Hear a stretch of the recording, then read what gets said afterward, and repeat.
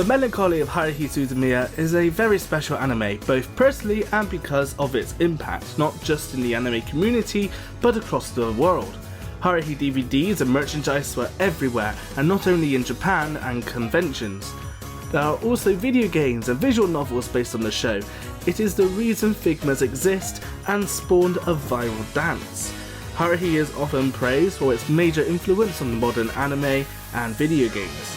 This month also marks my return to YouTube after taking a year off for studying, and I have released one review a month since my return last July, where I published my review of K-On! And for my return I wanted to review a show very dear to me, one that has held a place in my heart for many years. This anime is the reason I never stopped watching anime and only continue to watch more. It changed my perspective on life and how to live. In this review I will be talking about both the series and the movie The Disappearance of Haruhi Suzumiya.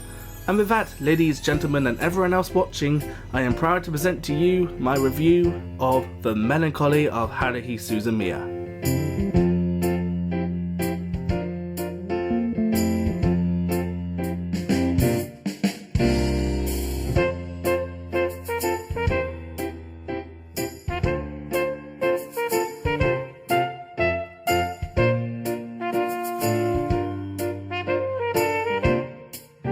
Produced by Kyoto Animation and released in the spring of 2006 and adapted from a light novel of the same name by Nagaru Tanigawa, The Melancholy of Haruhi Suzumiya follows a snarky protagonist nicknamed Kyon. We never learn of his real name. This nickname was given to him by his younger sister. Kyon is beginning high school and has reached a point in his life where he feels it is time to move on from wishing he could be a character in a fantastical adventure like what you would see in a movie or read in a novel, until he meets a girl, an excitable, unpredictable, absurd, brash and quite simply brilliant girl. She wants to spend her time venturing out in search for aliens, espers and time travelers. This girl is none other than Haruhi Suzumiya. Despite her doing many weird and wacky things to occupy her eccentric mind, such as changing her hairstyle every day and joining every school club, she cannot figure out what to do with herself and winds up being extremely bored. Kyon offhandedly mentions to Haruhi how people who want to accomplish things in life try to be more creative, and so Haruhi births the idea of starting a school club. What this school club does is never specified, but it consists of activities wherein the members search for extraterrestrial life and other mysterious beings and happenings. The members of this club include the quiet bookworm Yuki Nagato, the shy, timid and beautiful Mikuru Asahina, and the mysterious yet charming Itsuki Koizumi. Little does Haruhi know that the mysterious beings she is looking for are closer than she thinks. Yuki Nagato reveals herself to Kyon as being a humanoid interface, sent by the Data Integration Fault Entity, which is a being that has no physical form, it exists only as data, to observe Haruhi. To put it simply, she's an alien. Mikuru Asahina is in fact a time traveler sent from the future to investigate Haruhi, and Koizumi is an esper who is sent from what is referred to as the organization to also investigate Haruhi. Their reasoning for investigating Haruhi is revealed to Kyon since he is an ordinary human, and yet Haruhi is intrigued by him, which has never happened before. 3 years ago, an event happened surrounding Haruhi that caused a huge explosion of data. This explosion sparked Koizumi's powers, time travelers are unable to venture past when this event happened, and the Data Immigration Fault Entity became interested in observing and learning about humans, specifically Haruhi. Kyon finds himself in many miraculous and bizarre adventures through time, space, and different dimensions for the single purpose of preventing Haruhi from getting bored. When Haruhi becomes bored or depressed, she creates closed space, a small dimension where Haruhi's rage is unleashed in the form of destructive beings. And Koizumi worries that Haruhi could destroy the world in a deep depression.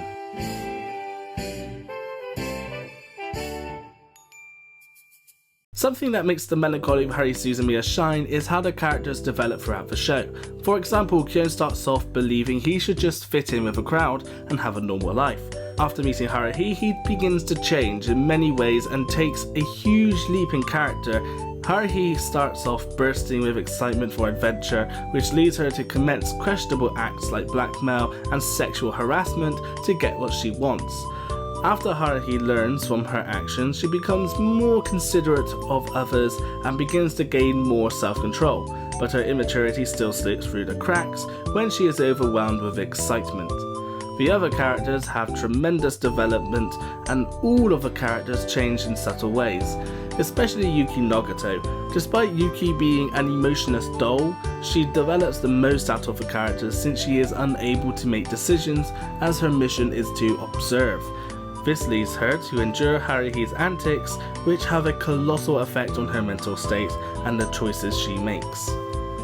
A major aspect as to why this series is so loved is how it is executed. We have Kyone's sarcastic and humorous narration throughout the show, which is simply perfect. The first few sentences in the first episode are enough to give you the tone of the entire show. Okay, asking somebody how long they believed in Santa Claus is so stupid you can't even consider it a topic suitable for idle conversation. But if you still want to know how long I believed in some old fat guy who wears a funky red suit, I can tell you this. I've never believed in him, ever. The Santa that showed up at my kindergarten Christmas festival? I knew he was fake. And I never saw Mommy kissing Santa or anything.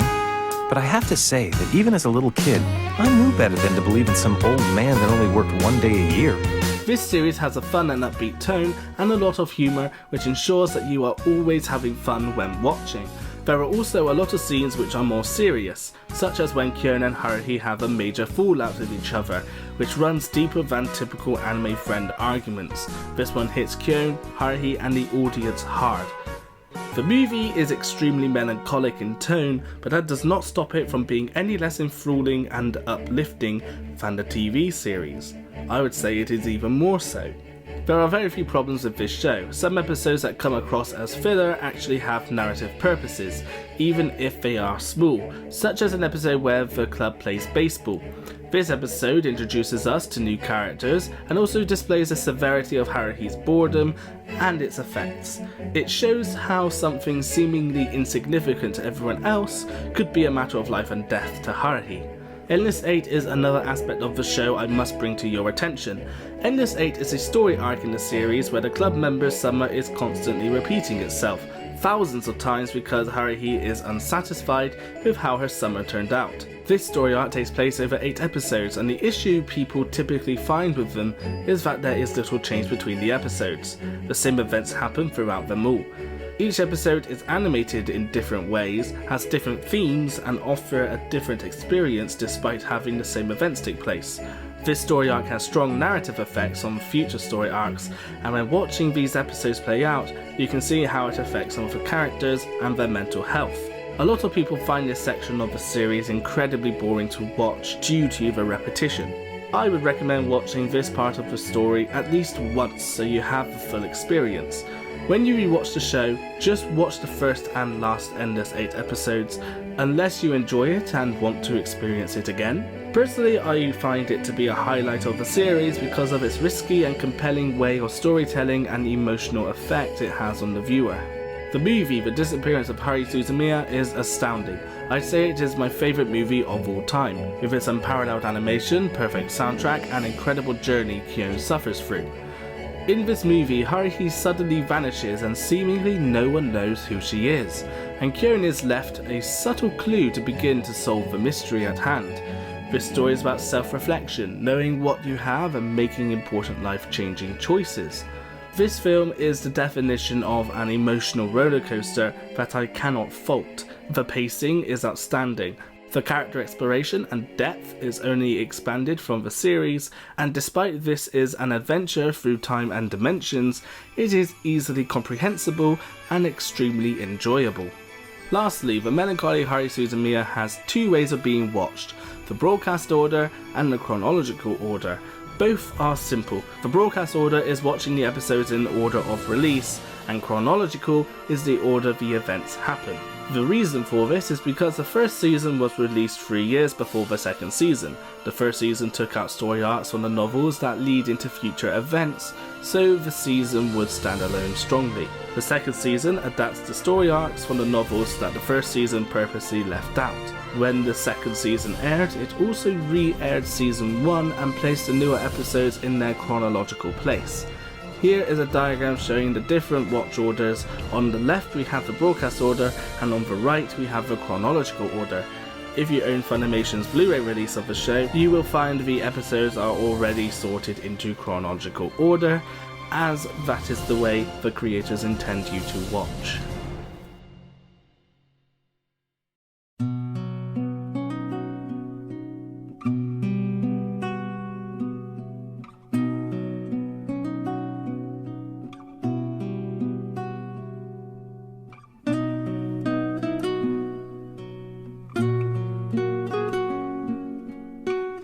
Haruhi's animation is an interesting topic, as Season 1's animation is slightly different to Season 2's. I did not notice this initially until after watching shows like Sound Euphonium and Lucky Star, all of which are from the same studio, Kyoto Animation. Season 1 has artwork similar to that of KyoAni's older works like Clannad and Full Metal Panic, whereas the second season aired after KyoAni's show K-On! Aired with its cutesy moe style, which was a huge success, and the animation is tweaked slightly to resemble K-On! Season 2's differences I notice include having a slightly bolder colour palette, the face shapes are softer and the lighting is used differently. The lighting in Season 1 was used to make the landscape and shots have a more natural feel, such as the beautifully animated scene in a park. There appears to be a directional source of light, the sun, which makes the scene feel more organic and lived in. Whereas in Season 2, the shots are evenly lit, as seen in this scene. The characters emit light like a 3D object would in a 3D space. The animation in both seasons is extraordinary, fluid and filled with details like shadows, reflections, water and hair movement that take place in the scenes, gushing with sakuga. Sakuga is a term used to describe moments in animation where the fluidity and detail of the animation improves drastically. The opening sequences, the dance at the end of every episode from Season 1, Haruhi's live performance, and the thrilling action scenes are prime examples of sakuga. Most anime shows will have 1 or 2 scenes fitting of the term sakuga, but Haruhi has at least a dozen uses of it, which is an incredible achievement. Background artwork in Haruhi is beautiful. Season 1, as I mentioned earlier, uses lighting to give a sense of realism. The colour palette for the background art is gentle. It often looks like a painting rather than an imitation of reality, which in this show really works to its advantage. The second season has artwork that looks digital. It has a stronger contrast in colours and uses a bolder colour palette than the first season. Both seasons have incredibly beautiful artwork and neither feels better than the other. They simply have different attributes that work to the artwork's advantage. The character designs are very well thought out. These characters look like their personalities, and not simply by their face design, but also their clothing, the way they hold themselves, the ways they move, and so on. Mikuru, for example, holds in her arms, hunches over, and her eyes look like they could break into tears at a moment's notice. Yuki, on the other hand, has a delicate posture, where her movements are minimal and she is expressionless. Each character has distinctive features like Haruhi's hairband and Koizumi's tendency to smile with his eyes shut. Haruhi has a small amount of CGI, but it blends with the 2D environment so well it is almost never noticeable. The only time I can think of where a 3D element was noticeable was during a battle scene with a giant camel cricket, but it is by no means bad. The animation and artwork are beautiful in the series, but the movie is something else. It is simply gorgeous. This movie contains some of the most fluid animation I have ever witnessed. The detail, colour and shading is immaculate. The visuals for this movie match the narrative in its tone, giving it a somber and melancholic aura. The slow motion sequences and the scene of revelation is oozing with exquisite sakuga. In fact, this entire movie is sakuga.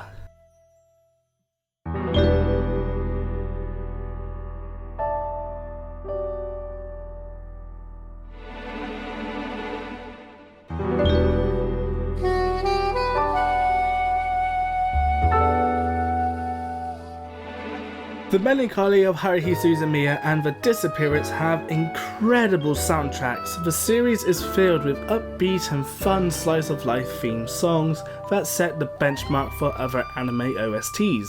This soundtrack is also filled with dramatic songs,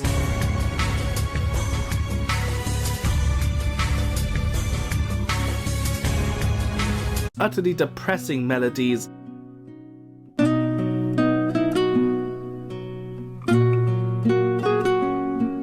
jazz-themed mystery music,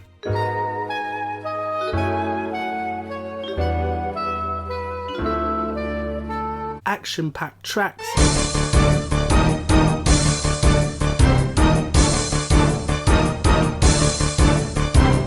and so much more variety.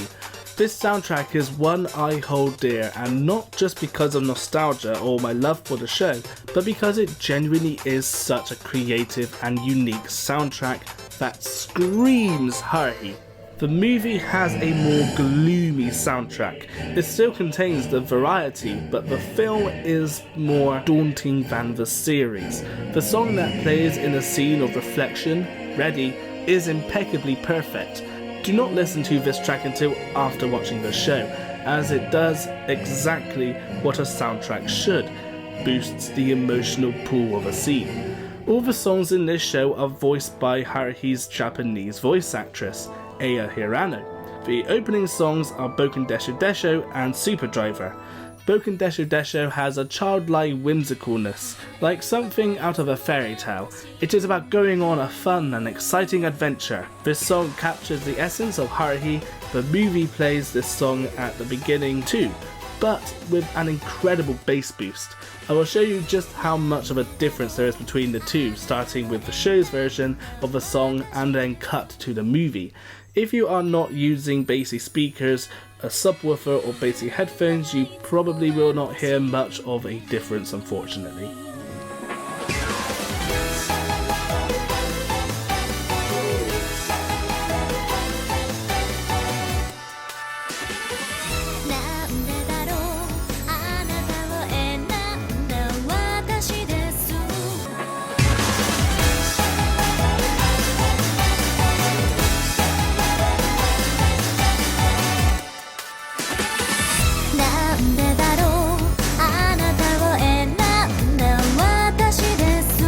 The second opening song, Super Driver, is about being fed up with the mundane and charging through to something greater.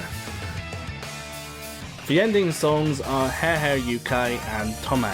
Hair Hair Yukai is about chasing your dreams, but that is not why this song is important.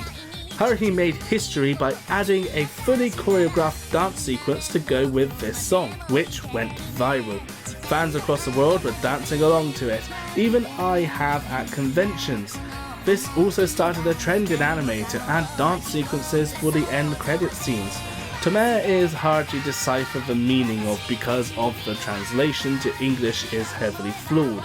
I do, however, know the title translates to the English word stop. This anime uses 5.1 surround sound for the English dub and 2.0 audio for the Japanese audio. The surround experience with this show was a blast. The opening songs can be heard around the room, the soundtrack can be loud without obstructing the dialogue, the sound effects in the action scenes have objects flying all around the space. It was a fun and incredible surround experience. Also, the second season episodes are noticeably louder and have slightly more bass than the first season, for whatever reason. And the movie has the same surround experience with a lot more bass. When it comes to choosing whether to watch Haruhi in dub or sub, is down to your preferences.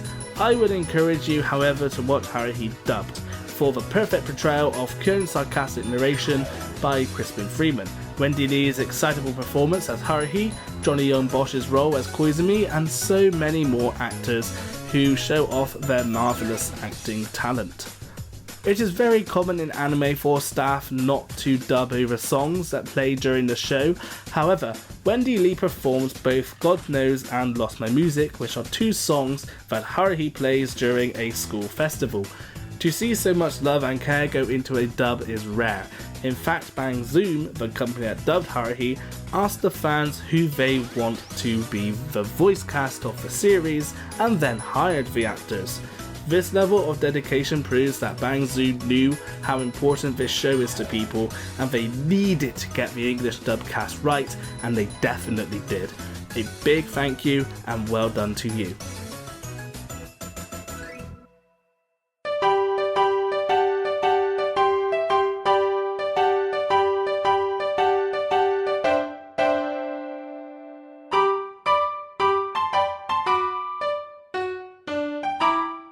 The Melancholy of Haruhi Suzumiya is a huge bundle of fun and emotions. It is definitely a show everyone should watch at least once. Therefore, I grant The Melancholy of Haruhi Suzumiya the certification of Watch Before You Die, a certificate given only to those shows that truly deserve it. I truly hope I have done this show justice in convincing you of just how much you need The Melancholy of Haruhi Suzumiya in your life. For alternative anime recommendations, I will point you towards Clannad. It is about the development and growth of both Tomoya and Nagisa as they go through thick and thin together in a slice of life drama with supernatural elements and a realistic use of alternate dimensions. My second recommendation is Rascal Does Not Dream of Bunny Girl Senpai, which is a lot more wholesome than the title suggests. People are suffering from problems like vanishing from existence or swapping bodies with others, and Sakuta needs to find out how to help all of the people going through these problems. And with that I leave you. Thank you very much for watching. Please follow me on Twitter for more updates. Please check out my other videos for more reviews and discussions on anime, and I will see you next time. Goodbye.